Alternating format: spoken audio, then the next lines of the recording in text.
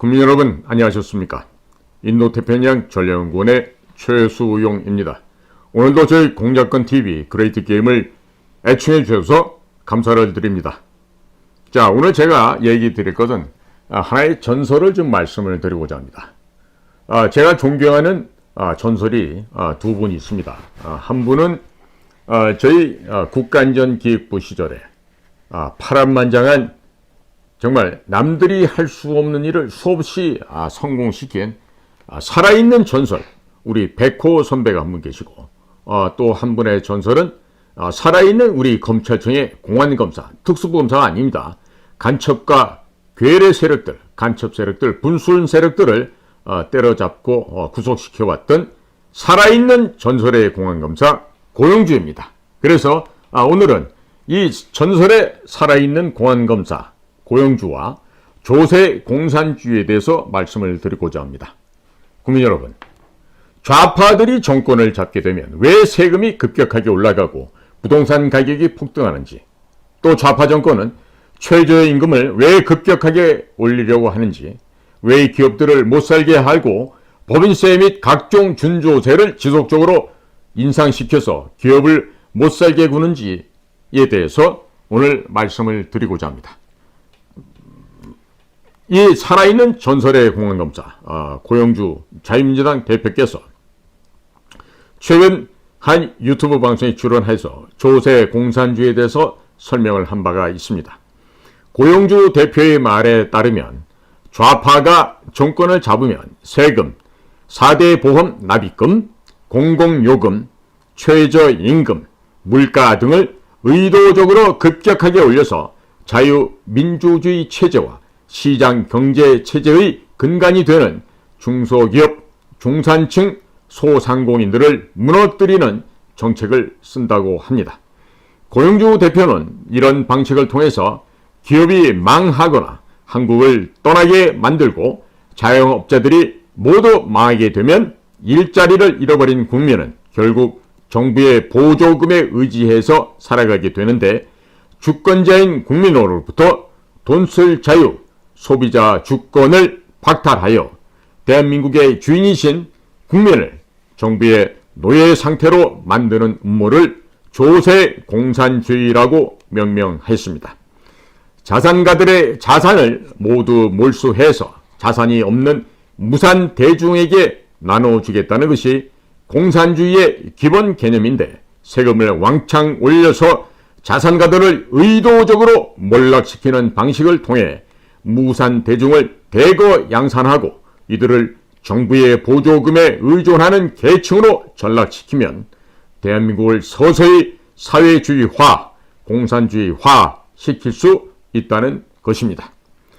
그리고 학생들에게는 공부를 안 시키고 학생들을 멍청하게 만들면서 동성애를 장려하고 각종 성적인 문란한 영화, 방송 매체들을 대거 만들어 배포를 하여 국민들의 정신 문명을 타락하게 만드는 작업을 계속 강화해 오고 있습니다. 국민 전체의 도덕심, 수치심, 양심, 인간성을 파괴하는 작업을 하고 있습니다. 동성애를 장려하여 가정을 파괴하는 작업을 지속적으로 하면서 자유롭게 섹스하는 것을 자랑스럽게 여기도록 만드는데, 이렇게 되면 결국 결혼율과 출산율이 떨어지게 되고 중장기적으로는 대한민국이 망하게 되는 것입니다. 국민의 도덕성, 인간성 등을 말살해야 공산주의가 판을 칠 수가 있게 되므로 국민들에게 역사, 세계사, 도덕, 윤리, 고전 등과 같은 인문학적 소양을 제거하여서 사람을 짐승과 동일한 수준으로 만드는 작업을 하고 있습니다. 자식이 부모를 고발하고 학생이 선생을 때리고 학부모가 선생을 때리는 등 각 계층 간의 증오심을 심어주는 작업을 방송, 영화 등을 통해서 지속적으로 진행하여 국민들의 이성을 마비시키는 작업을 계속합니다. 학생 인권 조례라는 것을 만들어서 선생님들이 교회나 절, 성당에 가자고 권유하지 못하게 하고 훈육하지 못하게 만드는데, 성경이나 불경을 읽으면 사람이 건전하게 살게 되므로 인간성을 파괴하기 위해서는 학생들이 고전을 읽어서는 안 된다고 강조를 하고 있습니다. 좌파라는 세력이 얼마나 사악한 집단입니까? 좌파 세력은 악령들입니다. 그래서 좌파 세력이 들어서게 되면 종교기관을 억압하고 타락시키는 작업을 제일 먼저 하는 것입니다. 문재인 정권 때 백화점에서 식사하는 것은 문제가 없는데 교회에서 종교기관은 무조건 폐쇄하게 만든 것이 이러한 이유에서 나오는 것입니다. 국민들이 돈 쓸 자유, 즉 소비 주권을 갖고 있게 되면 독자적으로 생각하기 때문에 공산주의 통제 사회가 진행될 수가 없는 것입니다. 그래서 돈 쓸 자유를 빼앗아서 국민들을 정부에서 나눠주는 보조금을 타먹으며 정부의 지시대로 살아가는 노예로 만드는 작업을 하고 있는 것입니다. 김대중은 북한 김정일 정권의 노예 정권이었고 노무현 정권 또한 북괴 김정일의 노예 정권이었으며 문재인 정권은 북한 괴뢰 김정은의 노예 정권이었습니다. 결국 좌파들의 근성은 노비 근성으로 조선 말기에는 인구의 40%가 노비였는데 노비들의 후손들이야말로 좌파가 되는 것입니다. 보수 우파라고 하는 사람들도 노예와 같은 삶을 살고 있습니다. 국민의힘의 노예가 되어 국민의힘이 잘못되었다고 말하면서도 국민의힘에 가서 줄 서서 한자리 하려고 하는데 이런 것들을 모두 노예라고 할 수 있는 것입니다. 사람이 사람인가 짐승인가 나누는 기준이 역사적인 인식이 있는가 없는가에 따라 좌우가 되는데 부모를 칼로 찌르면 그것은 보수가 아니라 페르나입니다. 국민들이 뽑아준 대통령을 자기 자신들 마음대로 탄핵시킨 국민의힘 이자들은 보수 정당이 아니라 폐륜 정당입니다. 폐륜 정당임에도 불구하고 나이를 먹을 만큼 먹은 사람들이 폐륜 정당에 줄 서서 한자리 하겠다고 하고 있으니 젊은 사람들이 노인 계층을 경멸하게 되는 것입니다. 자식들이 부모에게 배울 것이 없으니 부모를 무시하고 버리게 되는 것입니다.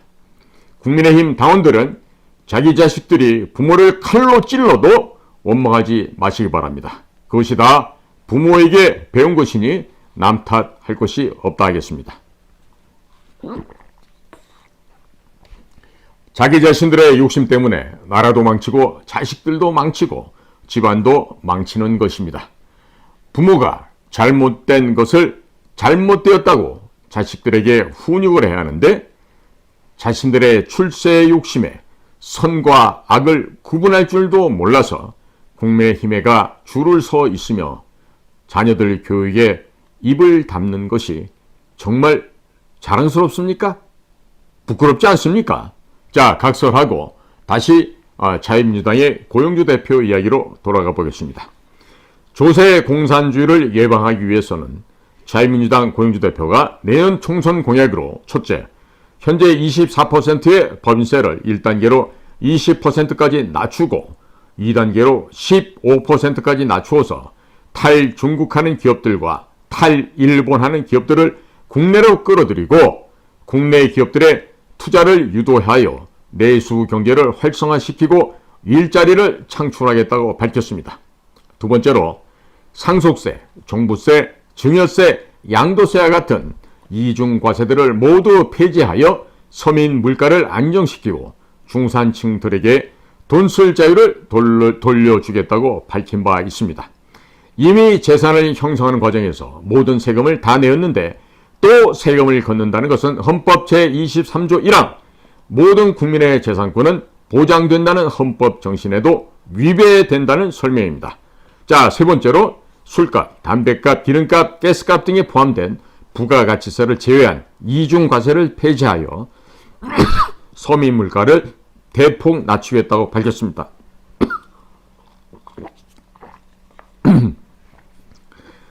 서민들의 기호품인 담배값의 경우 4,500원 중에 제조원가 및 유통마진은 1,182원이고 부가가치세는 433원에 불과합니다. 즉 2,885원이 지방 교육세, 특별소비세, 담배소비세, 국민건강 증진 부담금 등과 같은 이중과세가 듭니다. 담배값 4,500원 중에서 이중과세 2,885원을 제거하면 담배값은 1,615원까지 떨어뜨릴 수도 있다는 결과가 됩니다. 각종 주류에 포함되어 있는 세금도 주류 종류별로 약간의 차이는 있지만 각종 이중과세가 술값의 절반가량을 차지하고 있는데 이중과세가 모두 사라지게 되면 주류 가격 또한 대폭 낮아지게 될 것입니다. 또한 기름값, 가스값 속에서도 각종 이중과세가 덕지덕지 붙어있고 있는데 이런 이중과세들이 모두 폐지되면 서민들의 부담이 매월 최소 10만원에서 20만원가량 줄어들게 될 것이고 연간으로 환산하면 연봉이 몇백만원이 오르는 효과가 발생하게 될 것입니다. 운전을 많이 하시는 분들께서는 한 달에 몇십만원씩 절감하게 될 것이며 연간으로 환산하면 수백만원을 절감하게 될 것입니다. 각종의 이중과세가 폐지되면 물가가 낮아지게 되고 기업들의 물류 비용이 대폭 줄어들게 될 것입니다. 국민들께서 돈이 생기면 돈을 쓰게 되니 내수 경제가 활력을 되찾게 될 것입니다. 소상공인들이 장사를 해서 남는 것이 이익이 많아지게 되니 은퇴자들이 자신의 능력을 되살려서 창업을 해도 성공할 가능성이 높아지게 될 것입니다. 거기에서 또 일자리가 추가적으로 생겨나게 될 것입니다. 국민들이 쓸 돈을 정부가 세금으로 많이 거둔 다음에 정책 자금을 통해서 나눠줄 필요 없이 세금을 적게 거두면 국민들 각자가 알아서 돈을 쓰게 되니 내수 경제에 활력이 생기는 것입니다. 세금을 많이 거두면 정부가 정책 자금을 나눠주게 되고 정책 자금을 관리 감독하고 집행하는 공무원들의 숫자가 늘어나게 되니 결국 이들에게 임금과 연금을 제공하기 위해서 국민들이 세금을 많이 내는 악순환의 고리가 만들어지게 되는 것입니다. 또한 법인세를 현행 24%에서 20%로 낮추면 기업들의 투자가 활성화되고 해외로 나간 국내 기업들을 다시 불러들일 수 있으며 중국과 일본 기업들을 대거 국내로 유치할 수 있게 될 것입니다. 중국은 정치 불안 및 미국의 대중 포위망 강화로 인해서 중국에서 공장을 운영하는 것이 사실상 어려워졌습니다. 일본은 IT가 안 되기 때문에 디지털 산업에 최적화되어 있는 한국 기업들을 경쟁에서 이기기가 점점 힘들어지고 있습니다. 자, 이러한 상태에서 자유민주당 고영주 대표의 주장대로 법인세율이 현행 24%에서 1단계로 20%로 인하하고 2단계로 15%까지 인하하게 되면 현재 법인세가 23.4%에 달하는 일본의 산업은 완전히 경쟁력을 잃게 될 것입니다. 일본 기업들이 대거 한국으로 공장을 옮기게 될 것으로 전망을 할 수 있습니다. 이러한 가정들이 현실화된다면 국내에 일자리가 넘치게 될 것이고 결혼율이 자동적으로 올라가며 이에 따라 출산율도 올라가게 될 것입니다.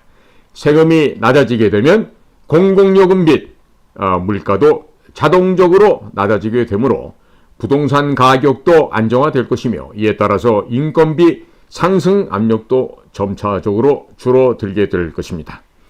종부세가 1,000만 원이 나오면 집을 가진 사람들은 세금 1,000만 원을 전세값에 포함시키게 되니 전세 가격이 상승하게 되는 것이고 전세 가격이 자꾸 상승하게 되니 갑자기 사람들이 집을 사려고 대출을 받게 되면서 부동산 가격이 폭등하게 되는 것입니다.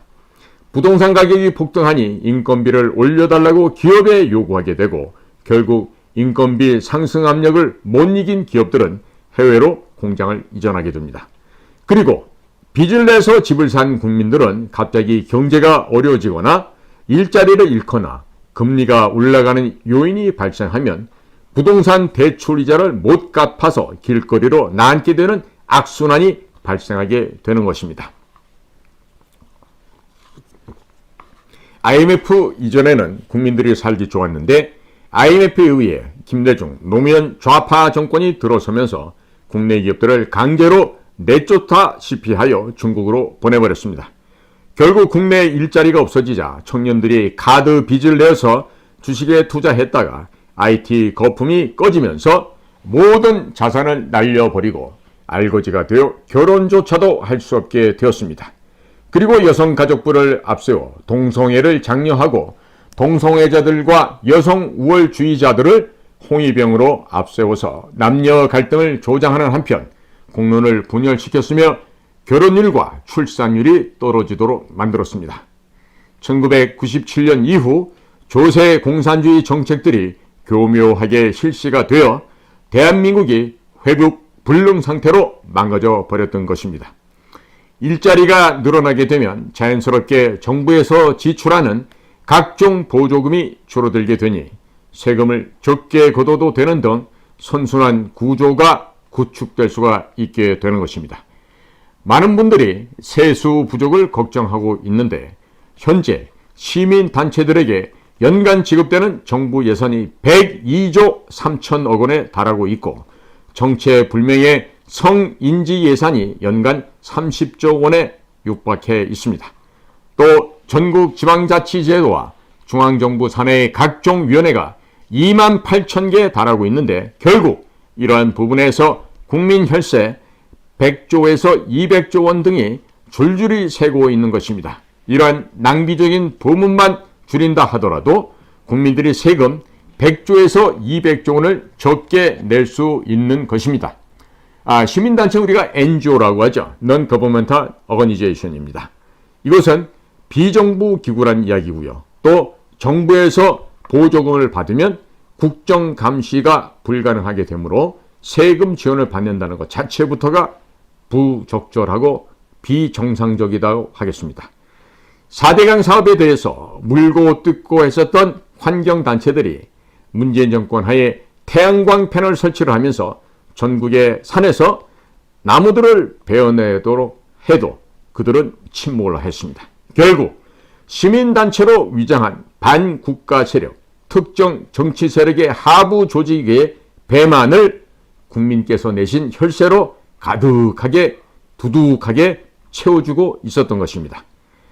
공안검사 출신인 고영주 대표가 이끄는 자유민주당에서 102조 원에 달하는 시민단체 보조금 중인 반국가 세력들에게 지원되는 금액은 전액 삭감하겠다고 하니 세금을 적게 내고 싶은 국민들은 자유민주당의 주장을 경청해 볼 필요가 있을 것입니다.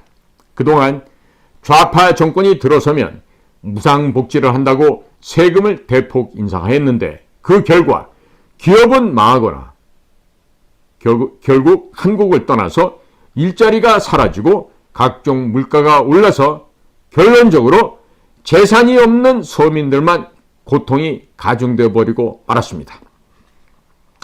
일자리가 사라지니 청년들이 결혼을 못하고 자연스럽게 출산율도 떨어졌으며 출산율을 높인다면서 지난 30년간 200조 원이 넘는 자금을 쏟아부었는데도 그 돈은 모두 어디로 갔는지 출산율은 0.78%로 낮아져서 한 명도 안 되는 인구 증가가 되었습니다.